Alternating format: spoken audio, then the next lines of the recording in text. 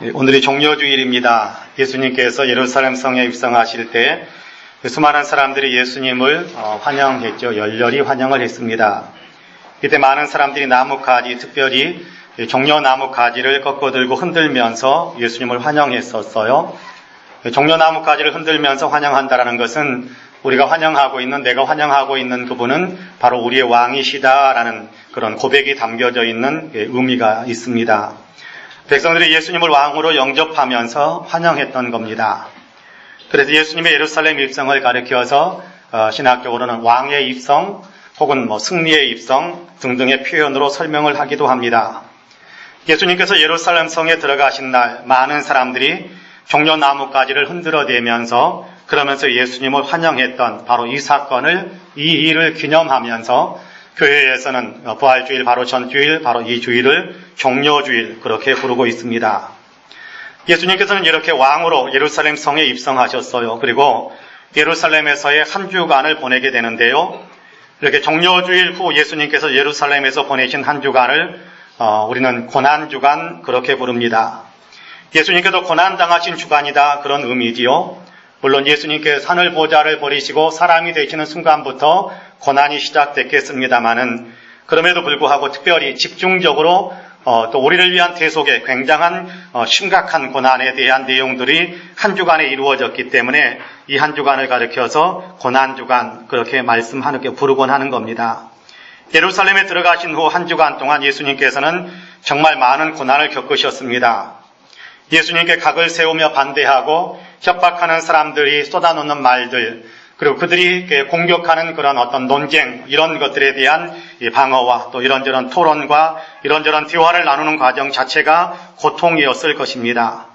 그런가 하면 3년 동안 먹이고 입히고 데리고 다니면서 훈련시켰던 제자에 의해서 배신을 당하는 엄청난 아픔도 겪으셔야 했습니다. 어디 그뿐입니까? 앞으로 닥칠 일들을 알기 때문에 극심한 스트레스와 말할 수 없는 고통을 겪으셔야 했습니다. 내일 무엇이 내게 닥쳐올지 차라리 모르면 평했을 텐데 이제 목요일이 되고 금요일이 되면 내가 어떤 일이 이루어질 것인지를 다 아시기 때문에 그 내용들 때문에 말할 수 없는 스트레스와 고통을 겪으셔야 했습니다. 오죽하면 피땀을 쏟으시며 기도하셨겠습니까? 하지만 이것으로 고난이 끝난 것은 아닙니다. 위협과 폭력을 겪으셔야 했습니다. 심지어는 십자가에 못 박혀 죽으시기까지 했습니다. 고통이요 고난입니다. 주님이 고난을 당하시면서 죽임을 당하신 것이지요. 주님은 고난 당하실 만한 일이나 죽임 당하실 만한 일을 저지르신 적이 없으십니다. 당시 총독이었던 빌라도는 예수님을 죽여달라고 아우성치는 그 수많은 폭도와 같은 유대인들의 그 아우성을 향해서 나는 아무리 살펴봐도 예수에게서는 죽일 만한 아무런 잘못도 발견할 수 없다라고 대답했던 것이 성경에 기록되었지요. 그렇습니다. 아무리 살펴봐도 예수님은 그렇게 괴롭힘을 당하시고 죽임 당하실 만한 잘못을 저지르지 않으셨습니다. 예수님께서는 그럼에도 예수님이 십자가에 못 박혀 죽게 되는 것은 자기 목숨을 많은 사람을 위한 대속물로 주시기 위해서다라고 말씀하셨지요. 그렇습니다. 예수님은 사람들의 죄를 속량하시기 위해 대신 죽으신 겁니다. 이 사실을 이사야 선지자는 예수님이 세상에 오시기 600여 년 전에 이미 성령의 감동을 받아 이렇게 예언했습니다. 그가 찔림은 우리의 허물 때문이요 그가 상함은 우리의 죄악 때문이라. 그가 징계를 받음으로 우리는 평화를 누리고 그가 채찍에 맞음으로 우리는 나음을 받았도다. 우리는 다 양 같아서 그릇 행하여 각기 제 길로 갔거늘 여호와께서는 우리 모두의 죄악을 그에게 담당시키셨도다. 그렇습니다. 예수님은 하나님의 보내심을 받아 우리를 위해 고난을 당하시고 죽임을 당하셨습니다. 우리를 위해 주님이 고난 당하시고 죽임 당하신 이 고난 주간에 주님의 이 사랑과 은혜를 우리는 더 많이 묵상하면서 더 감사하면서 주님이 나를 위해 자신을 버리신 것처럼 나도 주님을 위해서 또 주님께서 원하시는 삶을 위해 내 인생을 온전히 드리겠다는 그런 감사와 헌신의 믿음을 더 돈독하게 다져야 된다고 생각합니다. 이번 주간이 고난주간인데 이번 한 주간 동안 나를 대신하여 십자가에 죽으신 주님을 많이 생각하면서 감사하는 마음, 주님을 닮아가기를 원하는 마음, 주님을 위해서 살기를 원하는 그런 마음을 다지면서 기도하고 묵상하고 주님처럼 선함과 사랑을 실천하는 아름다운 삶을 살아갈 수 있게 되기를 간절히 소망합니다. 종려주일 아침에 우리는 마태복음 21장의 말씀을 함께 읽었습니다. 본문은 첫 종려주일의 모습을 우리에게 보여주고 있지요. 예수님께서 예루살렘에 입성하시는 장면입니다. 이제 본문을 함께 살펴보려고 하는데요. 본문 말씀을 함께 살펴보는 동안에 우리가 예수님을 더 많이 만나게 되고 깊이 있게 만나게 되고 더 많이 알게 되고 주님을 믿는 믿음이 더욱더 성장해 갈 수 있게 되기를 간절히 원합니다. 바라기는 말씀을 나누는 동안 성령께서 저와 여러분 모두에게 더욱 풍성한 은혜를 베풀어 주시기를 주님의 이름으로 간절히 축복합니다. 첫째로 본문은 주님이 예루살렘에 올라오셨다. 주님이 예루살렘 성에 들어가셨다. 그렇게 말씀합니다. 주님이 예루살렘 성에 오르셨습니다. 여러분 본문 1절 말씀인데요. 같이 한번 읽어볼까요? 같이 읽습니다. 시작. 그들이 예루살렘에 가까이 가서 감람산 벳바게에 이르렀을 때에 예수께서 두 제자를 보내시며 할렐루야. 마태, 마가, 누가 이렇게 세 복음서를 가리켜서 한자로는 같을 공자에다가 볼 관자를 써서 공관 복음서 그렇게 부르곤 합니다. 같은 관점을 가지고 같은 시각을 가지고 이 복음서를 기록했다라는 그런 의미지요. 이 세 복음서는 예수님의 공생애를 기록하는데 예수님께서 갈릴리에서 하나님 나라를 선포하시는 사역을 시작하신 후에 제자들과 함께 갈릴리를 출발해서 예루살렘으로 올라가셔서 예루살렘에서 십자가에 못 박혀 죽으시고 부활하셨다라는 내용을 우리에게 가르쳐주고 있습니다. 갈릴리의 가버나움을 중심으로 해서 예수님은 공생애를 시작하셨지요. 그리고 갈릴리 가버나움을 중심으로 해서 멀고 가까운 갈릴리 여러 동네를 다니시면서 하나님 나라를 선포하셨습니다.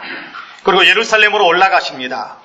예루살렘으로 올라가시는데 예루살렘에 올라가야 되니까 그냥 앞만 보고 직진 해버린 것이 아니라 예루살렘에 올라가는 과정 속에서도 찾아가야 할 동네를 찾아가시고 만나야 할 사람들을 일일이 만나시면서 그들에게 하나님 나라를 가르치시고 하나님 나라의 능력을 보여주시면서 조금씩 예루살렘으로 올라가셨습니다. 예수님께서 예루살렘 성에 올라가시는 이 여정 속에 결정적인 전환점이 이루어지는 한 사건을 마태복음 16장에서는 기록하고 있는데 예수님께서 올라가신 중에 나타나 있었던 굉장히 중요한 사건의 내용입니다. 예수님께서 제자들에게 물으시디요. 너희는 나를 누구라고 하느냐? 주는 그리스도시요 살아계신 하나님의 아들이십니다. 라고 베드로가 대답을 하자 예수님께서는 너무너무 기뻐하시고 그를 칭찬하시고 그를 축복하십니다. 그리고 곧바로 예수님은 자기가 예루살렘에 올라가서 장로들과 대제사장들과 서기관들에게 많은 고난을 받고 죽임을 당하고 제3일에 살아나야 할 것에 대한 말씀도 들려주셨습니다. 예루살렘에 올라가면 죽을 것이다 라는 사실을 아신 겁니다. 예루살렘에 올라가면 내가 죽게 될 것이다 라는 사실을 제자들에게 가르쳐 주시는 겁니다. 예루살렘에 올라가면 반드시 자기가 죽는답니다. 예루살렘에 올라가지 않으면 죽지 않을 것입니다. 누가복음 13장 33절에서 예수님은 자신을 지칭해서 그런 말씀을 하시지요. 오늘과 내일과 모레는 내가 갈 길을 가야 하리니 선지자가 예루살렘 밖에서는 죽는 법이 없느니라. 내가 예루살렘 밖에 있으면 예루살렘에 올라가지 않으면 나는 죽지 않는다라는 얘기를 이렇게 표현하고 있는 겁니다. 예루살렘에 올라가지 않으면 죽지 않는답니다. 그러나 예루살렘에 올라가면 붙잡히게 될 것이고 많은 고난을 당하게 될 것이고 마침내 죽임을 당하게 될 것입니다. 주님은 아십니다. 결코 살지 못하고 죽게 될 것입니다. 그것도 매우 고통스러운 십자가에 못 박혀 죽는 그런 사형을 당하게 될 것입니다. 주님은 이 모든 사실을 알고 계십니다. 그 모든 사실을 제자들에게 가르치기까지 했습니다. 그런데 자기가 예루살렘에 올라가면 죽게 된다는 사실을 뻔히 알면서도 예루살렘 성에 올라가셨어요. 왜 그러셨을까요? 주님은 왜 죽음이 기다리고 있는 것을 뻔히 아시면서도 예루살렘 성에 올라가신 것일까요? 왜? 무엇 때문에? 누구를 위해서 그렇게 하신 걸까요? 마가복음 10장 45절에서 주님은 이렇게 말씀하지요.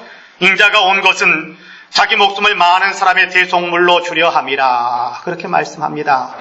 나는 많은 사람을 위해서 내 생명을 대속물로 주기 위해서 세상에 왔다. 나는 그 일을 완성할 것이다 라고 말씀하신단 말이에요.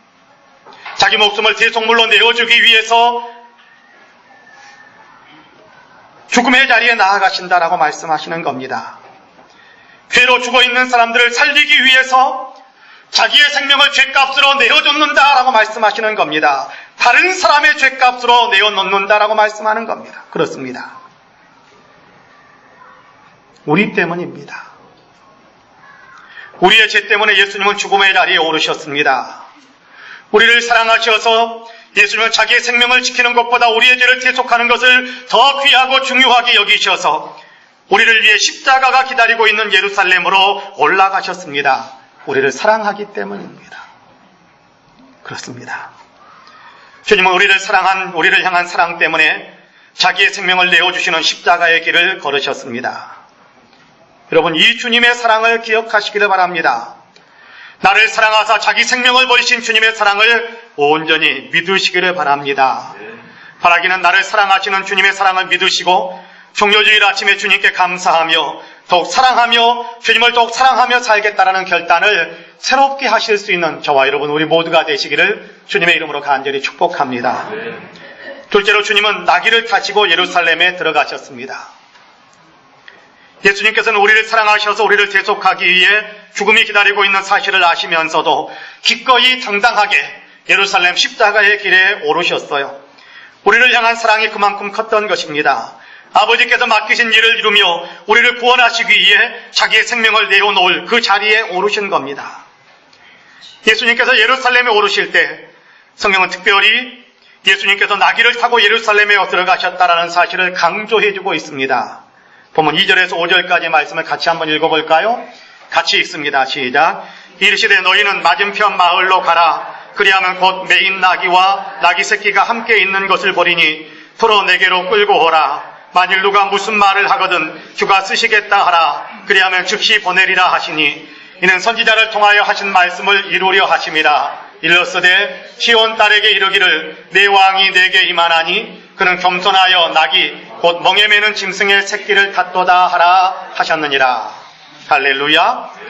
예수님께서 감람산 벳바게에 도착하셨습니다. 제자들과 함께 갈릴리에서 예루살렘 성에 올라가는 그 과정 속에서 예루살렘 바로 앞에 있는 감람산에 그리고 그곳에 있는 벳바게라는 동네에 도착했어요. 감람산 벳바게는 예루살렘 바로 앞에 있는 동네입니다. 앞 동네라고 그러니까 예루살렘에서 멀리 떨어져 있는 것이다라고 생각하실 필요는 없습니다. 벳바게에 서면 예루살렘이 한눈에 다 보입니다. 그런 의미에서 벳바게는 예루살렘 입구와 같다라고 생각하셔도 되겠습니다. 벳바게에 도착하신 예수님은 그곳에 잠시 멈추셨습니다. 그리고 제자 중 2사람을 맞은편 마을로 보내셨어요. 그 동네에 가면 나귀 한 마리가 메어 있고 그 옆에 새끼 나귀도 있을 텐데 풀어서 끌고 와라 라고 부탁을 합니다. 예수님은 그 새끼 나귀를 타시고 예루살렘 성에 들어가신 겁니다. 왜 그러셨을까요? 갈릴리에서 여기 예루살렘 바로 앞까지 예수님은 계속해서 걸어오셨습니다. 근데 갑자기 피로가 밀려 들어가지고 도저히 못 걸어갈 것 같아가지고 그래서 나귀를 끌고 오라고 시키신 것일까요? 그런 것은 아닐 겁니다. 그러면 왜 그러셨을까요? 지금까지 계속 걸어오신 예수님께서 목적지를 바로 눈앞에 두고서 일부러 멈추시고 일부러 행하는 모든 행동들을 다 정지하시고 기다리시다가 나귀를 끌어오게 하신 후에 타신 이유는 뭘까요? 오늘 우리가 읽은 본문 4절과 5절에서는 이렇게 말씀합니다. 이는 선지자를 통하여 하신 말씀을 누가 하셨어요? 하나님께서 하신 말씀입니다. 선지자를 통하여 하나님께서 하신 말씀을 이루려 하심이라. 일렀으되 시온 딸에게 이르기를 내 왕이 내게 임하나니 그는 겸손하여 나귀 곧 멍에 매는 짐승의 새끼를 탔도다 하라 하였느니라 라고 말씀합니다. 시온은 예루살렘을 가리킵니다. 그 안에 들어가는 왕이 나귀 새끼를 타고 들어간다라고 하나님께서 스가랴 선지자를 통해서 이미 예언해 놓으셨다라는 얘기입니다. 예수님께서 하나님의 이 말씀을 이루기 위해서 일부러 하는 모든 전진해 가던 자기 행동 모든 것들을 멈추고 기다림의 시간을 가지셨던 것입니다. 가던 길이니까 이제 다 왔으니까 하면서 계속 전진만 하신 것은 아니라는 것입니다. 다 왔으니까 눈앞이니까 엎드리면 코달대니까 그냥 이제 내 친구의 끝까지 가버리자라고 말씀하신 것이 아니에요. 그렇게 예수님의 행진을 행한 것이 아니란 말이에요. 엎드리면 코달대 한 걸음 내디디면 도착할 수 있는데도 불구하고 주님께서는 마지막 순간에도 기다리시고 정기하시고 그리고 준비하시고 뭔가를 이루기 위해서 하나님께서 말씀하신 것이 이루어지기까지 기다리는 그런 기다림의 시간을 가졌다는 사실을 오늘 우리가 읽은 본문에서 분명하게 가르쳐주고 있습니다. 하나님의 말씀이 이루어지도록 하나님의 말씀을 이루기 위해서 기다림의 시간을 가지셨던 것입니다. 여러분 한번 생각해 보세요. 예수님이 공생에 십자가를 지신 때가 33세라고 우리가 그렇게 알고 있지요. 33세 어른입니다. 그런데 이분이 말도 아니고 어른 나기도 아니고 새끼 나기를 탔다면 여러분 틀림없이 보기에 조금은 민망할 수도 있지 않을까요? 그렇지 않을까요? 여기 계신 분들에게 누군가가 세발 자전거, 아이들이 타는 세발 자전거 타고 그리고 나서 잠실역에서 여기까지 한번 타고 오라고 그렇게 이야기한다면 여러분 어떨 것 같아요? 아마 그 모양새하고 비슷해졌을 겁니다. 새끼 나기. 얼마나 민망하고 얼마나 어색하고 얼마나 부끄럽고 얼마나 하기 싫은 일이겠습니까? 그런데도 예수님은 아버지께서 말씀하신 것을 이루기 위해 기꺼이 새끼 나귀를 타고 예루살렘 성에 들어가셨습니다. 아버지의 말씀이 이루어지게 하기 위해서입니다. 저는 이 마음이 예수 믿는 모든 사람들, 저와 여러분에게도 있어야 된다고 믿습니다. 예수님은 아버지 하나님께서 하신 말씀이 현실이 되도록 아버지의 뜻이 이루어지게 하시려고 예루살렘에 오르셨고 그것도 새끼 나귀를 타신 채로 예루살렘 성에 들어가셨습니다. 겉모습만이 아니지요. 새끼 나귀를 타신 채 예루살렘 성에 들어가신 이 일을 통해 예수님은 자기를 낮추시는 겸손의 왕, 나아가 평화의 왕으로 평화를 만드실 것임을 분명하게 보여주셨습니다. 예수님께서는 평화의 왕, 평화를 만드시는 왕, 평화를 주시는 왕이심을 보여주신 것입니다. 예수님은 나귀를 타시고 예루살렘에 올라가셔서 십자가를 지심으로 우리에게 평화를 만들어 주신 분이세요. 예수님이 만드신 평화는 하나님과의 평화요, 나아가 옆에 있는 사람들과의 평화입니다. 주님이 십자가를 통해서 이 일을 완성시키셨습니다. 우리가 누려야 될 평화고 우리가 함께 해야 될 그런 평화인 겁니다. 예수님께서는 이 나귀를 타고 내가 평화의 왕으로 예루살렘 성에 이르렀다라는 것을 보여주시고 나는 평화의 왕이다라는 사실을 보여주시고 평화의 왕으로도 평화를 이루기 위해 화목제물로 십자가에서 죽으셨단 말이에요. 에베소서 2장에서는 그래서 이 사실을 이렇게 기록하고 있습니다. 여러분이 전에는 하나님께서 멀리 떨어져 있었는데 이제는 그리스도 예수 안에서 그분의 피로 하나님께 가까워졌습니다. 그리스도는 우리의 평화이십니다. 그리스도께서는 유대 사람과 이방 사람이 양쪽으로 갈라져 있는 것을 하나로 만드신 분이십니다. 그분은 유대 사람과 이방 사람 사이를 가르는 담을 자기 몸으로 허무셔서 원수된 것을 없애시고 원수된 것을 십자가로 다 헐어버렸다라는 거예요. 사람과 사람 사이의 원수 관계인 것을 주님께서 십자가로 다 헐어버리셨다라는 거예요. 화목한 관계가 되게 만드셨다라는 거예요. 예수 믿는 사람에게는 이 화목함이 있는 거예요. 이 평화가 있는 거예요. 누구든지 이 평화를 누리면서 살아야 되는 거예요. 주님이 주시는 평화를 우리가 지키면서 살아가는 것이어야 된단 말입니다. 여러 가지 조문으로 된 계명의 율법을 폐하셨습니다. 그분은 이 둘을 자기 안에서 하나의 새 사람으로 만들어서 평화를 이루시고 둘이 하나가 되게 만드셨다 그렇게 이야기하잖아요. 원수된 것을 십자가로 소멸하시고 이 둘을 한 몸으로 만드셔서 하나님과 화해시키셨습니다. 그분을 오셔서 멀리 떨어져 있는 여러분에게 평화를 전하셨으며 가까이 있는 사람들에게도 평화를 전하셨습니다. 그렇게 이야기합니다. 예수님은 평화의 왕으로 오셔서 십자가를 지심으로 십자가 안에서 우리를 하나님과 화목하게 만드시고 평화롭게 만들고 원수된 것이 아니라 이제 하나님 우리를 용납해 주시는 이 죄의 용서받은 의인으로 만드시고 그래서 평화가 이루어지게 하시고 옆에 있는 사람들과의 관계 속을 평화롭게 만들었다라는 거예요. 더 이상 원수로 살아가지 말라는 거예요.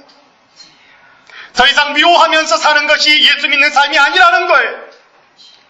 평화를 만들어 주셨으니까 한 몸이 되게 만들어 주셨으니까 하나 되어서 살아가야 된다는 겁니다.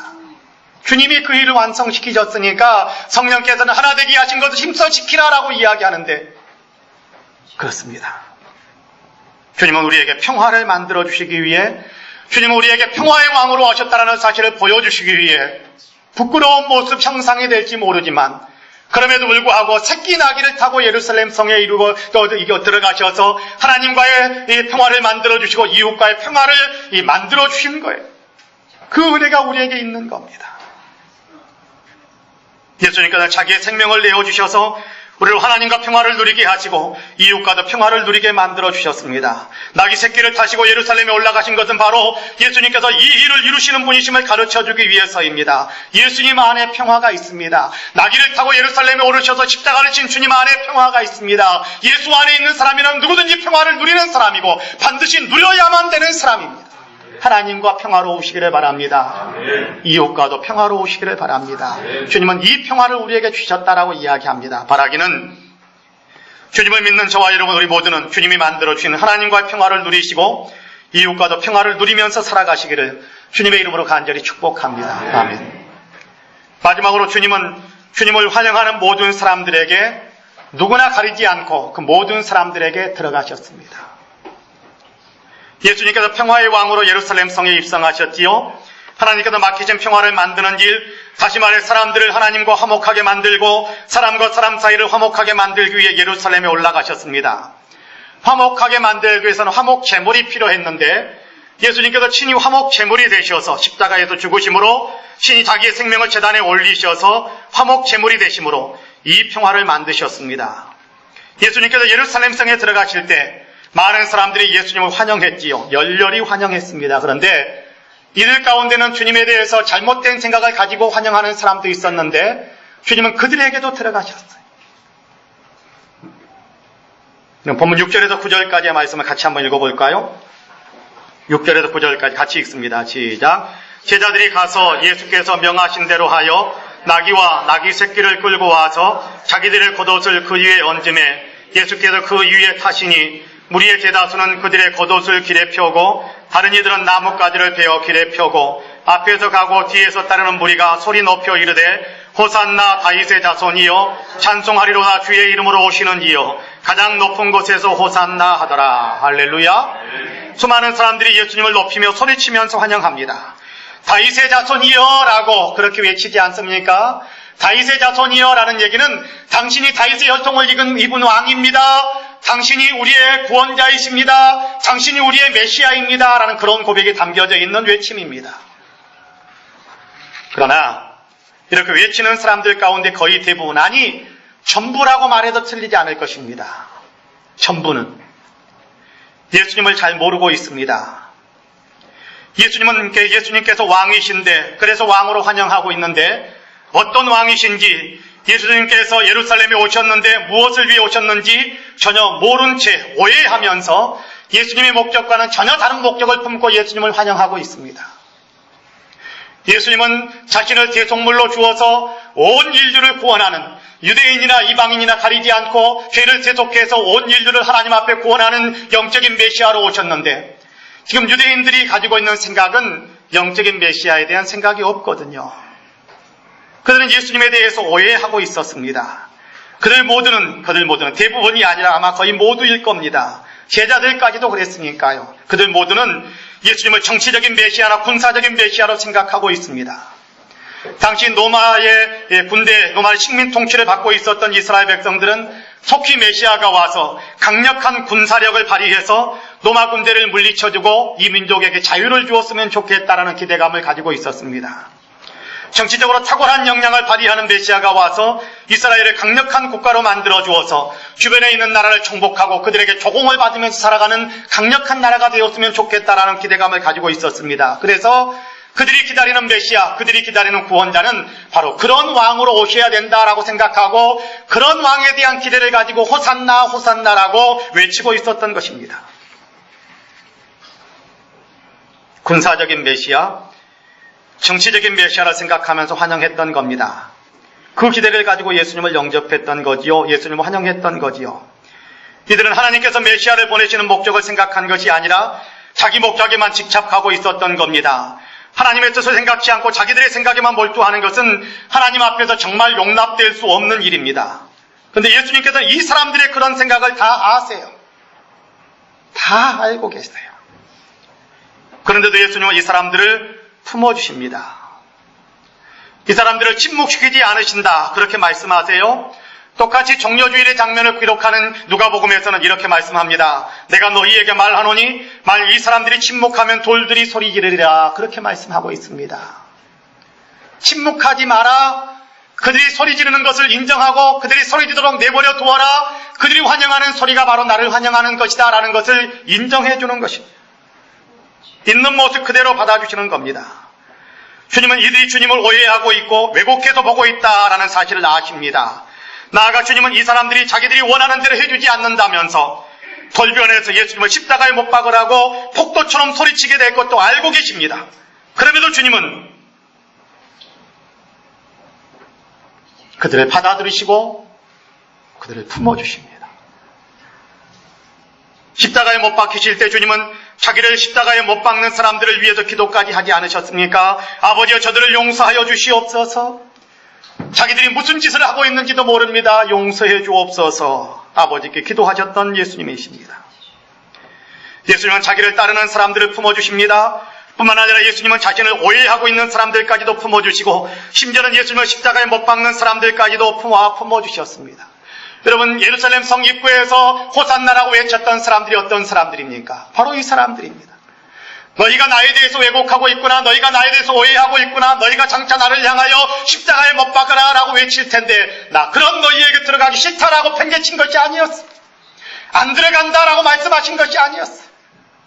그럼에도 불구하고 주님은 묵묵히 주님이 베풀어 주실 사랑을 위해서 주님을 왜곡시키고 주님을 오해하고 장차 주님을 십자가에 못 박으라고 외칠 그 사람들의 환영 소리를 오히려 주님께 주님을 환영하는 소리로 받아주면서 그러면서 묵묵히 예루살렘 성에 들어가셨단 말이에요. 나와 뜻이 다르니까 너희는 가라라고 이야기한 것이 아니라 너희는 나를 잘 모르니까 나 너희와 하나 될 수 없다. 안 들어갈 거야 라고 말씀하신 것이 아니라 주님을 오해하고 있고 주님을 왜곡시켜서 생각하고 있고 주님을 장차 십자가에 못 박으라고 외칠 것을 뻔히 알면서도 그러면서도 주님은 그들의 환영 소리를 기뻐하면서 환영하는 그들의 인파가 기다리는 예루살렘 성문을 향해서 묵묵히 들어가셨던 그런 주님이시란 말입니다. 예수님을 잘 아는 사람에게만 들어가신다라고 말씀하신 것이 아닙니다. 예수님을 모르는 사람에게도 예수님은 마음문을 열기만 하면 들어가는 겁니다. 예수님을 잘 섬기는 사람에게 들어갑니다. 예수님을 잘 못 섬기는 사람도 단지 예수님 오시옵소서 마음의 문을 열면 예수님은 그 사람에게도 들어가는 거예요. 왜곡하고 오해하는 그 사람들이 환영하니까 그 마음 그냥 바꾸어서 환영하는 것이 아니라 자기들의 욕망으로만 매몰되어서 그럼에도 불구하고 예수님 환영하고 소리 지르니까 예수님은 그들에게 들어가시잖아요. 부족해도 연약해도 못났어도 무능해도 형편없어도 다 그 은혜의 품에 안아주시는 주님, 넓은 품을 가신 주님, 그들에게 들어가시는 주님이시다라는 겁니다. 11세기의 성자로 추앙받는 제롬이라는 사람이 베들레헴에서 라틴어 불가타역이라는 성경을 히브리어와 이렇게 헬라어로 되어 있는 성경을 라틴어로 번역한 사람이 제롬인데 이분이 베들레헴에서 그 성경 번역 작업을 하고 있었습니다. 어느 날 기도하는데 예수님이 나타나셨어요. 제롬은 너무 기뻤습니다. 사랑하는 주님, 주님이 저기에 오셨는데 제가 주님께 뭔가 선물을 좀 드리고 싶습니다. 하늘과 땅이 다 내 것인데 네가 나에게 무슨 선물을 주겠다는 것이냐. 제롬이 말합니다. 제가 지금 성경을 번역하고 있는데 성경을 다 번역하여 그것을 주님께 선물로 드리겠습니다. 그때 예수님께서 말씀하셨습니다. 네가 정말 나에게 선물을 주겠느냐? 그러면 한 가지만 다오. 그것이 무엇입니까? 내 죄와 너의 고통을 나에게 다오. 그것이 나에게 최고의 선물이니라. 그렇게 말씀하셨답니다. 그렇습니다. 사실 주님은 우리의 연약한 것을 감당하시기 위해 세상에 오신 분이십니다. 우리의 무능하고 나약하고 죽어있는 것 담당하시기 위해 주님은 세상에 오신 분이십니다. 우리가 할 수 없는 것을 이루어 주시기 위해 십자가의 길을 걸으셨습니다.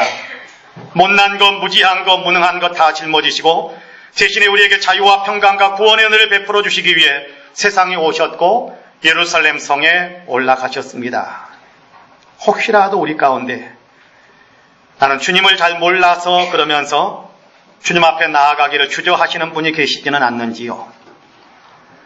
나는 죄가 많아서 그러면서 주님 앞에 나아가야 하는데 나가지 못하고 주저앉아 버리시는 분들이 혹 계시는지요? 나는 믿음이 약해서 나는 가진 게 없어서 하는 마음 때문에 주님 앞에 나아가지 못하고 그러면서 머뭇거리고 계시는 분들이 혹 계시지는 않는지요? 나 같은 거 주님께서 안 받아주실 거야. 나 같은 것 기도해도 안 들어주실 거야. 나 같은 것 주님 앞에 나아가도 품어주지 않으실 거야. 난 너무 때 묻었어. 그런 마음을 혹시 가지고 계시는 분이 혹 계시는지 모르겠습니다. 아닙니다. 주님은 어린아이의 찬양을 온전케 만드시는 분이시다. 그렇게 말씀하셨습니다. 우리의 무지와 연약함과 무능함과 죄악을 다 짊어지시기 위해 예루살렘에 오르셨습니다. 감추어둘 필요 없습니다. 난 연약하고 난 무능해서 주님이 안 받아주실 거야. 그러니까 주님 오십시오라고 말도 못하겠어. 그럴 필요 없습니다.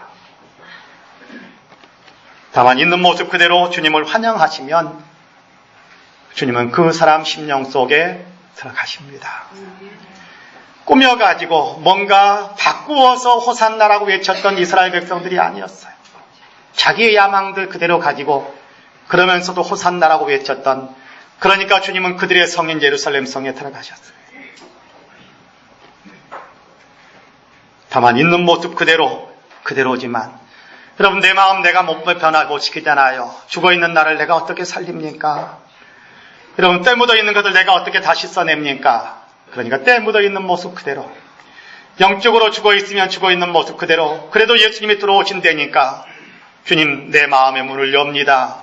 예루살렘 성에 들어가셨던 것처럼 제 안에도 오십시오라고 문을 열고 영접하며 환영하시면 주님은 그 사람에게도 들어가서 그 사람 안에서 주님의 은혜와 사랑을 베푸시고 그 사람 안에서 하나님 나라를 만들어 가십니다. 믿으시기를 바랍니다. 사랑하는 성도 여러분, 주님은 예루살렘에 들어가셨습니다. 죽음이 기다리고 있음을 아시면서도 다만 우리를 사랑하셔서 우리를 위한 대속의 십자가를 지시기 위해 예루살렘 성에 오르셨습니다. 주님은 어린 나귀, 새끼 나귀를 타시고 예루살렘 성에 들어가심으로 평화의 왕으로 세상에 오셨음을 분명하게 보여주셨습니다. 겸손히 우리를 섬겨주시며 우리를 하나님과 화목하게 만드시고 우리를 서로 간에 화목하게 만드시기 위해 십자가의 길을 걸으신 주님이십니다. 주님을 믿는 사람에게는 이 평화가 이미 임했고 이 평화의 삶을 살아야 될 그런 어떤 분명한 동력도 우리가 받았습니다. 나아가 주님을 오해하는 사람들이라고 할지라도 주님 앞에 나오는 사람이라면 누구든지 다 품어주시고 주님 오세요라고 영접하기만 하면 누구에게든지 다 들어가십니다. 그 모습 그대로 받아주셔서 주님의 것 삼으세요. 그러므로 주님 앞에 나오시기를 바랍니다. 주님을 그냥 오세요라고 마음의 문을 열고 환영하시기를 바랍니다. 그러면 예루살렘에 들어가신 주님은 오늘 우리 안에도 들어오실 것입니다. 주님이 들어가시는 곳에 평강이 있고 주님이 들어가시는 곳에 구원이 있고 주님이 들어가시는 곳에 하늘의 축복이 있습니다. 잘 몰라도 괜찮습니다. 내가 생각하는 것이 주님의 뜻에 일치할까 일치하지 않을까 걱정하고 고민하실 필요도 없습니다. 주님의 뜻과 일치하지 않아도 괜찮습니다. 다만 주님을 환영하고 영접해 드리면 됩니다. 그러면 주님이 들어오셔서 우리 안에서 주님의 나라를 만들어 가시는 겁니다. 바라기는 저와 여러분 우리 모두는 진실로 주님을 환영하며 영접해 드려서 주님 나라가 내 안에서 이루어지고 주님 나라를 위해서 일할 수 있는 하나님 나라 군사로도 새로워지시기를 주님의 이름으로 간절히 축복합니다. 아멘. 기도하겠습니다. 내려오신 하나님, 우리를 위해 육신을 입으셨고 우리를 위해 예루살렘 성에 들어가신 것을 저희들에게 가르쳐 주시니 감사합니다. 다만 나를 향한 사랑 때문에 나의 죄를 대속하기 위하여 주님께서 십자가의 길을 걸으신 것을 우리에게 가르쳐 주시니 감사합니다. 믿음으로 화답할 수 있는 저희가 되게 하여 주옵소서. 십자가를 통해서 우리를 하나님과 화목되게 만드시고 옆에 있는 사람들과 화목하며 살아갈 수 있는 능력을, 그 귀한 생명을 우리에게 허락해 주셔서 감사합니다. 하나님과 화목함을 누리지 못함으로 인하여 또 하나님께서 나 같은 것 받아주시지 않을지도 몰라라고 생각하며 주님 앞에 기도의 무릎으로 나아가는 것을 주저하는 분들이 계신다면 주님 이 시간 너와 나는 예수 그리스도 안에서 화목되었다라는 내밀한 음성을 들려주시기를 간절히 소망합니다. 그래서 하나님 어떤 모습이든지 간에 주님 앞에 나아가고 어떤 상태에 있든지 간에 마음의 문을 열고 주님을 영접해 드릴 수 있도록 주님 도와주셔서 하나님이 주시는 평화와 하나님이 주시는 구원의 감격을 삶 속에서 다시금 새롭게 회복할 수 있도록 도와주옵소서. 이웃과의 관계도 화목하게 만드셨다고 하셨다오니 사람과 사람 사이에 우리가 십자가를 두고 생각하고 사람과 사람 사이에 십자가를 두고 상대방을 볼 수 있도록 도우셔서 우리가 모든 사람들과의 관계 속에서 또한 화목함을 누리며 살아갈 수 있도록 도와주옵소서. 평화의 왕으로 예루살렘 성에 입성하신 예수 그리스도의 이름으로 기도합니다. 아멘.